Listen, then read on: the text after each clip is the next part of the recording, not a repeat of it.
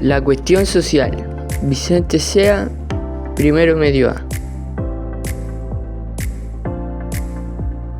¿Qué fue? La cuestión social fue una crisis social y económica en Chile entre finales del siglo XIX y principios del siglo XX, más específicamente de 1880 a 1925, marcada por la pobreza extrema, la explotación laboral y la falta de derechos para los obreros y campesinos. Surgió como resultado del rápido crecimiento industrial y urbano y las deficientes condiciones de vida de las clases trabajadoras. La rápida urbanización y la industrialización generaron un crecimiento descontrolado de las ciudades, lo que llevó a problemas de hacinamiento, falta de servicios básicos y un aumento de la pobreza.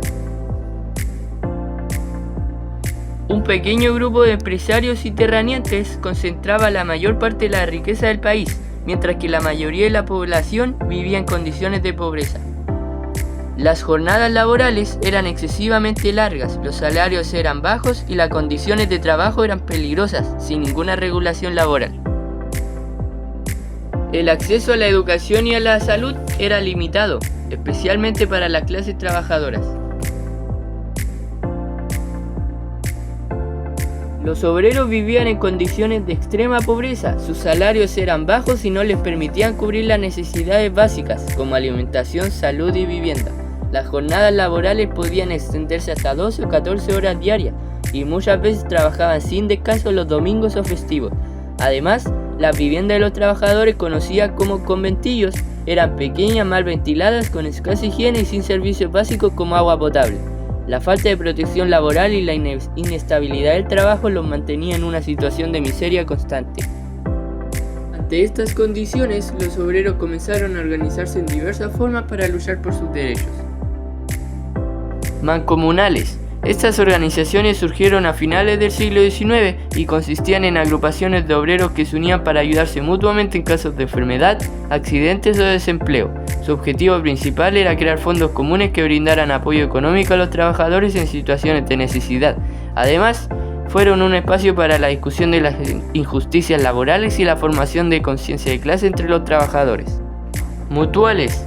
Similar a los mancomunales, las mutuales eran asociaciones de ayuda mutua. Su enfoque estaba en ofrecer beneficios como seguros de salud, pensiones o apoyo en momentos de crisis. Estas organizaciones, además de ser un refugio para los trabajadores, se convirtieron en plataformas para la reivindicación de mejores condiciones laborales y para el fortalecimiento de la solidaridad entre obreros. Sociedades de resistencia. A diferencia de las mancomunales y mutuales, las sociedades de resistencia tenían un carácter más confrontacional.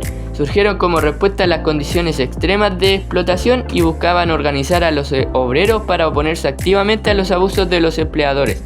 Estas sociedades promovían la huelga como herramienta de lucha y exigían mejoras en los salarios, la jornada laboral y las condiciones de trabajo. Sindicatos. Con el tiempo, las formas de organización obrera evolucionaron hacia los sindicatos, que eran agrupaciones de trabajadores que negociaban colectivamente y con los empleadores para mejorar las condiciones laborales. Los sindicatos eran más estructurados y comenzaron a jugar un papel clave en las demandas laborales y sociales. Buscaban legalizar y formalizar sus derechos a través de contratos colectivos y fueron fundamentales en la institucionalización de las luchas obreras. Matanza de la Escuela Santa María de Iquique. La matanza de la Escuela Santa María de Iquique es uno de los eventos más trágicos y emblemáticos de la historia laboral chilena. Ocurrió el 21 de diciembre de 1907 en la ciudad de Iquique, durante una huelga masiva de trabajadores del salitre, quienes vivían y laboraban en condiciones extremadamente precarias en las oficinas salitreras del norte de Chile. Miles de obreros, junto con sus familias, se trasladaron desde las salitreras a Iquique para exigir mejoras laborales. Entre sus demandas estaban la reducción de la jornada laboral, mejores salarios, pago en efectivo en lugar de vales canjeables solo en las pulperías de las empresas y condiciones de vida más dignas. Los trabajadores buscaban que estas mejoras se aplicaran de manera universal en todas las oficinas salitreras, ya que los dueños se negaban a implementar cambios que beneficiaran a todos los obreros. Ante la negativa de los dueños de las salitreras a negociar, la huelga se extendió y los trabajadores se refugiaron en la Escuela Santa María. Allí se reunieron alrededor de 10.000 personas, incluyendo mujeres y niños, a la espera de una solución a sus demandas. Sin embargo, el gobierno del presidente Pedro Montt consideraba que la huelga era una amenaza al orden público y decidió intervenir militarmente. El general Roberto Silva Renard, a cargo de la represión, dio un ultimátum para que los obreros desalojaran la escuela, pero los trabajadores se negaron, manteniéndose firmes en sus demandas. El 21 de diciembre, tras el ultimátum, el general Silva Renard ordenó a las tropas abrir fuego contra los trabajadores y sus familias, lo que resultó en una masacre. Se estima que fueron asesinadas entre 2.000 y 3.600 personas, aunque las cifras exactas varían, ya que muchas de las víctimas nunca fueron contabilizadas formalmente. El brutal ataque conmocionó al país y marcó un antes y un después en la lucha de los trabajadores chilenos. Durante la cuestión social surgieron varias tendencias políticas que buscaban dar respuesta a los problemas sociales y laborales. Algunas de estas corrientes fueron: liberalismo. Promovía la libertad económica y las reformas legales, pero no priorizaba los derechos laborales. Sin embargo, algunos liberales comenzaron a aceptar la necesidad de intervenir en el mercado para mejorar las condiciones de vida de los trabajadores. Socialismo. Surgió con fuerza durante este periodo, proponiendo la lucha por la igualdad social y la redistribución de la riqueza. Los socialistas abogaban por una mayor intervención del Estado en la economía y la creación de un sistema de protección para los trabajadores.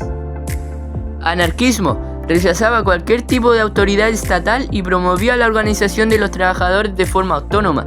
Los anarquistas participaron en muchas huelgas y movimientos de resistencia durante la cuestión social. Comunismo. En este contexto comenzó a tomar forma una corriente comunista que abogaba por la revolución y la abolición de la propiedad privada, inspirada en los eventos de la Revolución Rusa.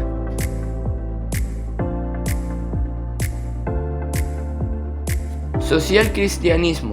El socialcristianismo es una corriente política que surge a finales del siglo XIX y principios del siglo XX como una respuesta a los problemas sociales generados por la industrialización y las desigualdades económicas, pero desde una perspectiva cristiana, inspirada en los valores y enseñanzas del cristianismo, especialmente en la doctrina social de la Iglesia Católica.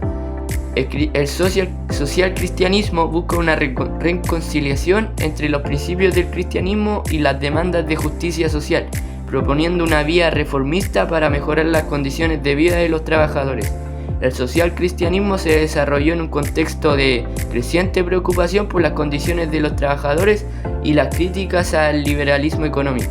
Fue una respuesta a los excesos tanto del capitalismo como del socialismo, tratando de encontrar un equilibrio entre el libre mercado y la justicia social.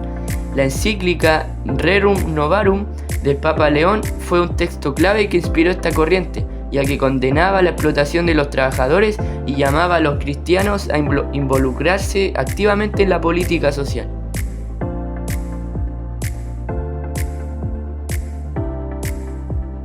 La cuestión social aceleró los cambios sociales y políticos en Chile, dando lugar a un mayor reconocimiento de los derechos de los trabajadores y a la ampliación de la participación política.